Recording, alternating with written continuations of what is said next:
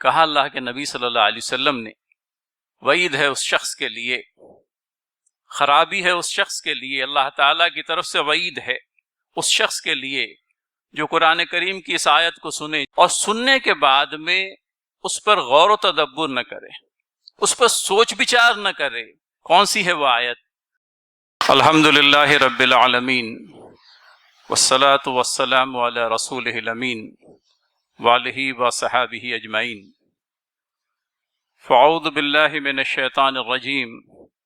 هو اللہ الذی لا الہ الا هو عالم الغیب والشہادہ هو الرحمن الرحیم۔ صدق اللہ العظیم۔ محترم بھائیوں، بزرگوں اور دوستوں، پیارے بچوں، السلام علیکم ورحمۃ اللہ وبرکاتہ۔ ماہ ربیع الاول میں اللہ تعالیٰ کے اذن و فضل سے 33 دنوں کے وقفے میں، جس میں ماہ ربیع الاول کے 30 دن اور ربیع الاخر کے پہلے 3 دن شامل رہے، نبی محترم صلی اللہ علیہ وسلم کی حیات مبارکہ پر قریب 30 ایپیسوڈز بنا کر یکے بعد دیگرے لگ بھگ ہر ایک روز ایک ایپیسوڈ کے حساب سے الحکمہ ٹی وی چینل پر نشر کیا جاتا رہا۔ ہمارے جن سامعین نے دیکھا ہے انہیں اس بات کا اندازہ ہوگا، اور جن لوگوں نے نہیں دیکھا ہے وہ یوٹیوب پر الحکمہ ٹی وی چینل پر جا کر کے ان ایپیسوڈز کو دیکھ سکتے ہیں۔ ہر ایک ایپیسوڈ قریب 10 منٹوں کا اور 2-3 ایپیسوڈ 15 سے 20 منٹوں کے ہیں۔ اس پوری کاوش کے نتیجے میں اللہ تعالیٰ چاہے ہمیں نبی رحمہ صلی اللہ علیہ وسلم کی حیات طیبہ کے مختلف گوشوں سے واقف ہونے کی سہولت حاصل ہوگی۔ ان ایپیسوڈز کو ریکارڈ کرتے ہوئے جو گراؤنڈ ورک کیا گیا تھا، جس مواد سے استفادہ کیا گیا، اس کے اندر میں کچھ 3 واقعات کم از کم میرے علم میں پہلی مرتبہ آئے۔ ایک واقعہ ایسا ہے جو پہلے سے کم زیادہ علم میں تھا، اور چونکہ اپنی افادیت رکھتے ہیں، ویسے تو پوری کی پوری سیرت مبارکہ اپنی افادیت رکھتی ہے، لیکن یہ 3 واقعات ایسے ہیں جن کو خصوصیت کے ساتھ میں آج کے اس جمعہ کے بیان کے لیے منتخب فرمایا گیا ہے۔ حضرت عائشہ رضی اللہ تعالی عنہا روایت کرتی ہیں کہ ایک رات جب میری باری تھی، اللہ کے نبی صلی اللہ علیہ وسلم میرے ساتھ بستر پر موجود تھے۔ ہم دونوں نہایت ہی قریب تھے ایک دوسرے سے، اور اللہ کے نبی صلی اللہ علیہ وسلم نے مجھ سے درخواست کی۔ اب یہ دیکھیے اور اس کو سنیے کس طرح سے بات آئی۔ حضرت عائشہ رضی اللہ تعالی عنہا سے نبی محترم صلی اللہ علیہ وسلم نے درخواست فرمائی کہ عائشہ، اگر تم مجھے اجازت دو تو میں آج کی رات اپنے آپ کو اللہ تعالیٰ کی عبادت کے لیے فارغ کر لوں۔ تہجد کا عمل تو لگ بھگ ہر روز بلکہ ہر رات ہوتا ہی تھا، لیکن آج خصوصیت کے ساتھ میں اللہ کے نبی صلی اللہ علیہ وسلم نے یوں معلوم ہوتا ہے کہ پوری رات اللہ تعالیٰ کی عبادت میں لگانے کا فیصلہ کیا تھا، لیکن چونکہ حضرت عائشہ رضی اللہ تعالی عنہا کی صحبت میں تھے، یہ ضروری سمجھا کہ ایک اضافی عبادت ہے، فرض عبادت تو نہیں ہے، رات کی عبادت قیام اللیل والی جو عبادت ہوتی ہے نفل عبادت ہے، اور چونکہ بیوی کے حق سے اس کو محروم کرنا تھا، لہٰذا اس سے اجازت چاہی۔ حضرت عائشہ رضی اللہ تعالی عنہا نے کہا کہ رسول اللہ صلی اللہ علیہ وسلم، مجھے آپ کی صحبت بھی عزیز ہے اور آپ کی خوشی بھی اتنی ہی عزیز ہے۔ اگر آپ اپنے آپ کو آج کی رات اللہ تعالیٰ کی عبادت کے لیے مکمل رات کے لیے فارغ کرنا چاہتے ہیں تو مجھے کوئی اعتراض نہیں۔ کوئی لازم نہیں تھا، یوں کہہ لیجئے کہ عالی ظرفی ہے اللہ کے نبی صلی اللہ علیہ وسلم کی۔ ہم تو معاف کریں ناظرین، ہماری بیویوں کو ٹیکن فار گرانٹیڈ کر دیتے۔ کوئی کام کرنا ہو تو ضروری نہیں کہ ان کی اجازت لی جائے، ان کی اجازت کو کون پوچھتا ہے؟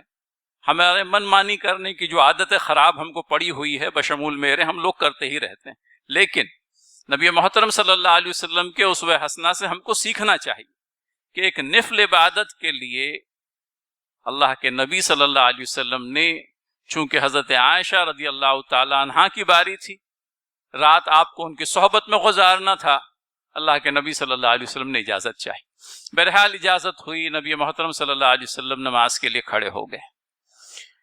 حضرت عائشہ رضی اللہ تعالی عنہا کا بیان ہے کہ نماز کے دوران میں اللہ کے نبی صلی اللہ علیہ وسلم اس قدر زار و قطار روئے ہیں کہ آپ کی داڑھی مبارک جو ہے آنسوؤں سے تر ہو گئی۔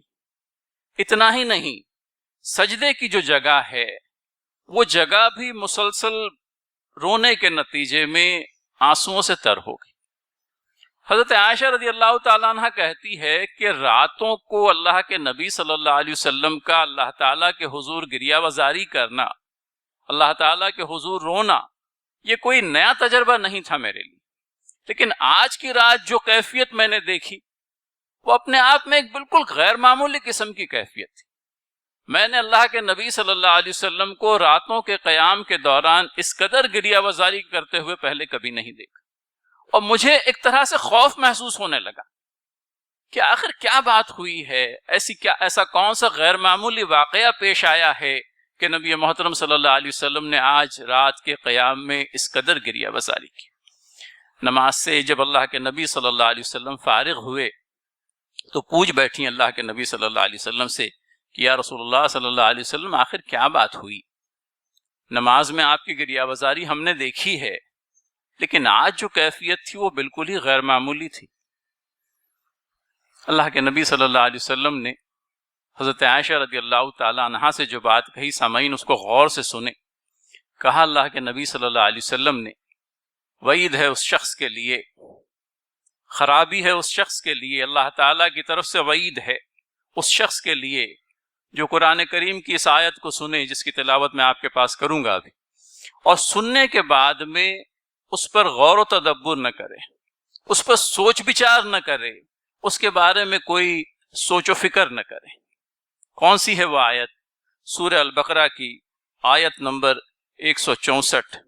سنیے کہ سننے کے بعد میں اندازہ لگائیے کہ اللہ کے نبی صلی اللہ علیہ وسلم نے اس آیت کے سلسلے میں یہ بات کیوں کہی کہ وعید ہے اس شخص پر، اللہ کی ناراضگی ہے اس شخص پر جو اس کتاب میں، اللہ تعالیٰ کی کتاب میں اس آیت کو پڑھے اور پڑھنے کے بعد میں بس سرسری اس پر سے گزر جائے، اس پر غور و تدبر نہ کرے، اس پر سوچ و بچار نہ کرے۔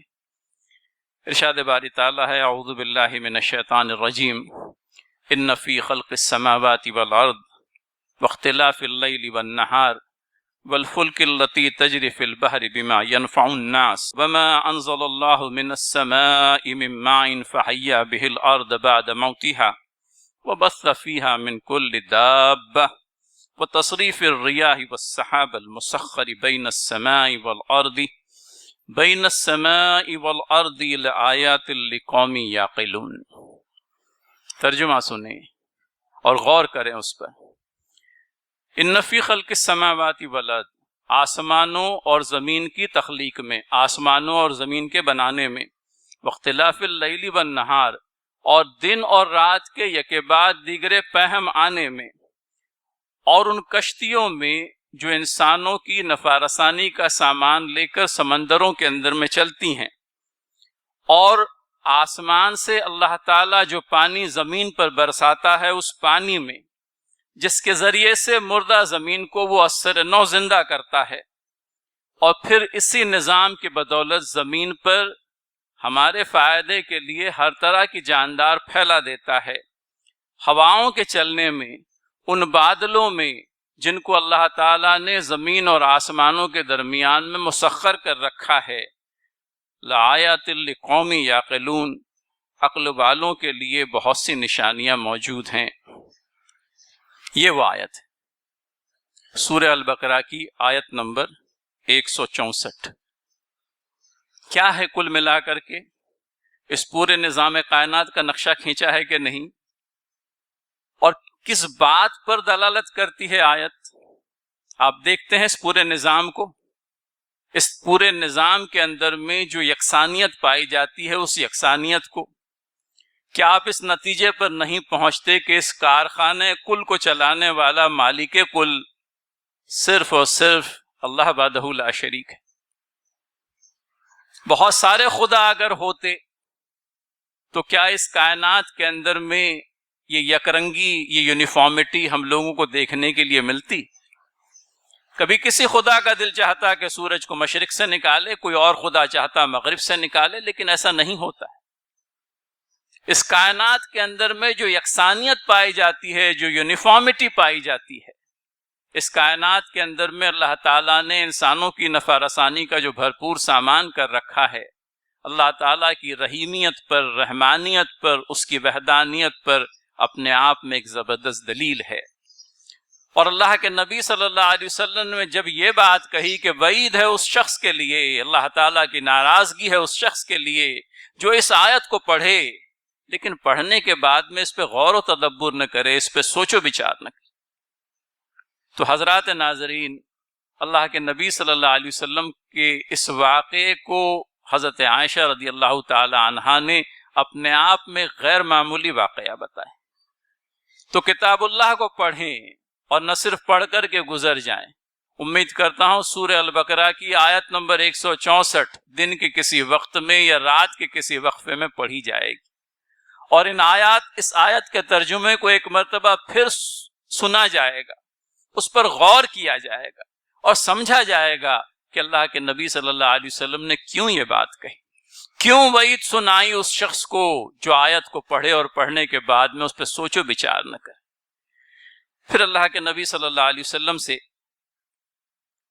ہمیں یہ بھی بات ملتی ہے کہ اصحاب رسول اللہ صلی اللہ علیہ وسلم کے قیام لیل، رات کے جاگنے کا عمل جو ان سے ہوتا تھا، اور راتوں میں عبادت کرنے کا جو عمل اصحاب رسول اللہ صلی اللہ علیہ وسلم کرتے تھے، نبی کریم صلی اللہ علیہ وسلم اس قیام اللیل کا مشاہدہ کرنے کے لیے، دیکھنے کے لیے مدینہ کی گلیوں کے اندر میں گھوما کرتے تھے۔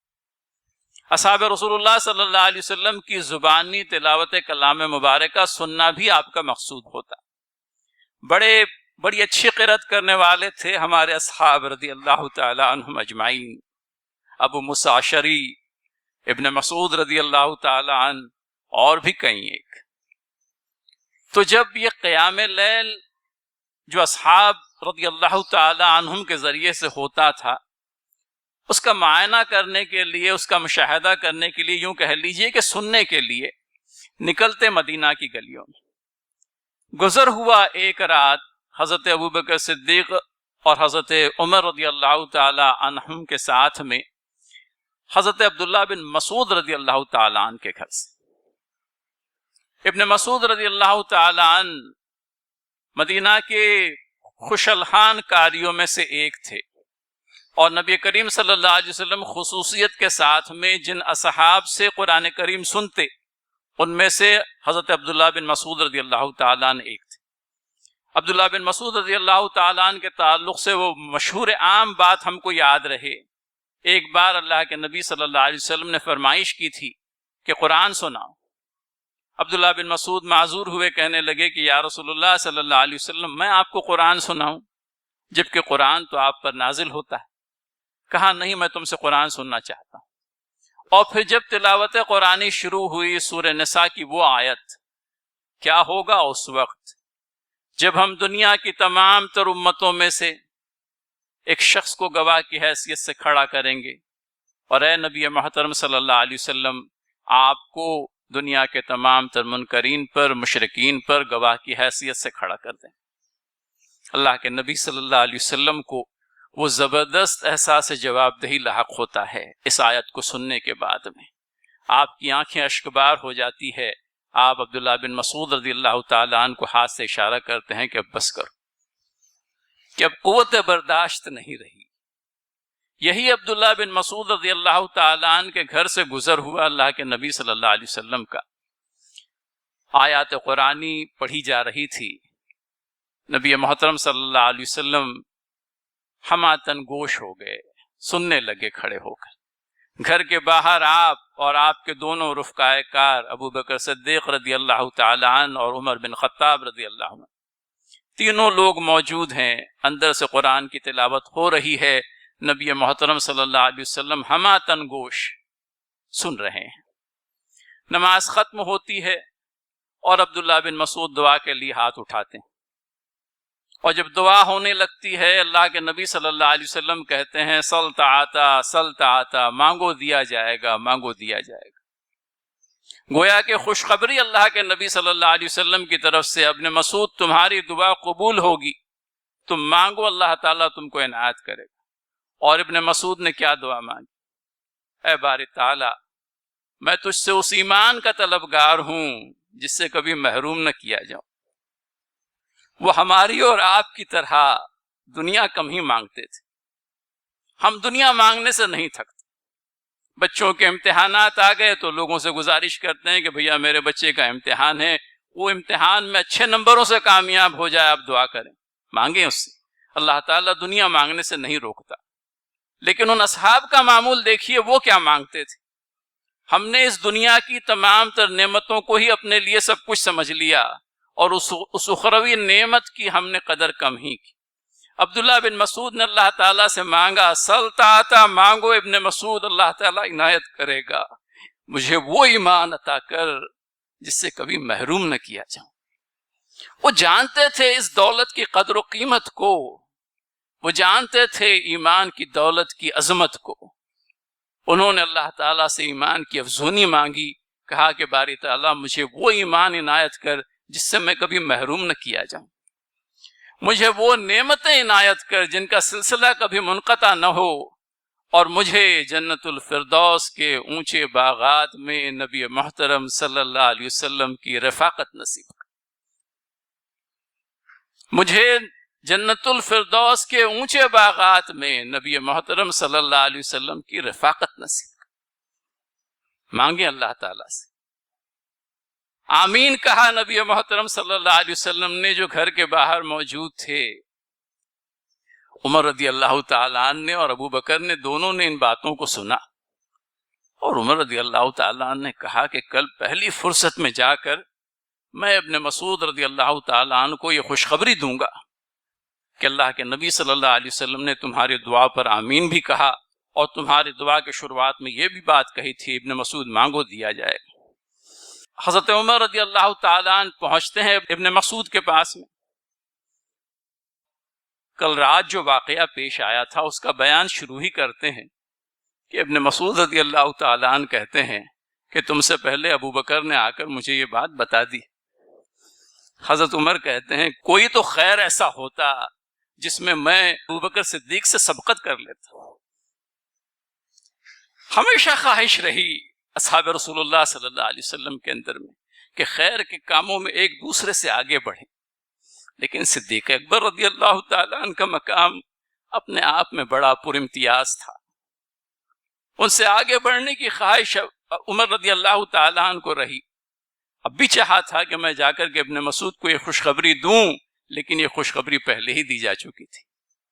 آخری بات جو کہہ کر کے اختتام کریں گے، نزول وحی کی جو کیفیت ہوا کرتی تھی اس کا تذکرہ۔ عمر بن خطاب رضی اللہ تعالیٰ عنہ سے روایت ہے، رسول اللہ صلی اللہ علیہ وسلم پر پے در پے وحی نازل ہونے کا مشاہدہ اصحاب رسول اللہ صلی اللہ علیہ وسلم کو ہوا کرتا تھا، اور وہ مختلف کیفیات جو احادیث صحیحہ کے ذریعے سے ہم تک پہنچی ہے، نبی محترم صلی اللہ علیہ وسلم پر وحی کا نازل ہونا اور شدید سردی کا موسم ہونے کے باوجود بھی اللہ کے نبی صلی اللہ علیہ وسلم کے چہرہ انور سے پسینوں کے قطرے کا بہنا، آپ کسی اونٹنی کے اوپر سوار ہے اور اونٹنی کا نزول وحی کے وقت میں بالکل اپنے گھٹنوں کے اوپر بیٹھ جانا وغیرہ تمام بات۔ عمر بن خطاب رضی اللہ تعالیٰ عنہ روایت کرتے ہیں کہ میں اللہ کے نبی صلی اللہ علیہ وسلم کے ساتھ موجود تھا، اور وہ مخصوص کیفیت اللہ کے نبی صلی اللہ علیہ وسلم پر طاری ہونا شروع ہو گئی جو نزول کے وقت طاری ہوتی تھی، اور ہم اس بات کا مشاہدہ کرنے سے اب یہ سمجھنے لگے تھے کہ یہ وہ وقت ہے جس پر اللہ کے نبی صلی اللہ علیہ وسلم پر وحی کا نزول ہو رہا ہے۔ ہم لوگ خاموشی اختیار کر لیتے، اور جب اللہ کے نبی صلی اللہ علیہ وسلم پر وحی کے نزول کا سلسلہ مکمل ہوا، وحی کے نزول کا سلسلہ جب پورا ہوا، تب نبی محترم صلی اللہ علیہ وسلم نے کعبۃ اللہ کی طرف رخ کیا، اور محترم سامعین جو دعا کی ہے وہ دعا میں آپ کے سامنے اللہ تعالیٰ چاہے پڑھوں گا۔ یہ ایک ایسی دعا ہے جو اپنی حد تک تو یہ اعتراف کرتا چلوں کہ میں نے پہلے نہیں سنی تھی، اور ہم میں سے اکثر ایسے ہوں گے جنہوں نے نہیں سنی ہو، اور بہت سے خوش قسمت ایسے بھی ہوں گے جنہوں نے پہلے سنی۔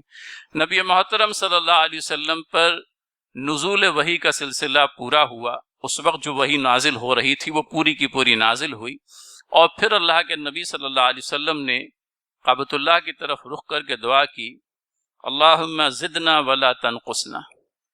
کیا کہا اللہ کے نبی صلی اللہ علیہ وسلم نے، کیا مانگا اللہ کے نبی صلی اللہ علیہ وسلم نے؟ دعا سنیں سامعین اور اس کو یاد کریں، یہ اپنے آپ میں ایک بہت بڑا خزانہ ہے، اور اللہ تعالیٰ کے اذن و فضل سے اگر ہمیں عنایت ہو گیا تو اس کے جیسا کوئی خزانہ نہیں۔ اللہم زدنا ولا تنقصنا، اے اللہ ہمیں زیادہ عطا کر اور کمی نہ کر، واکرمنا ولا تہنا، اور ہماری توقیر فرما، ہمیں عزت و کرام دے اور ہمیں ذلیل نہ کر۔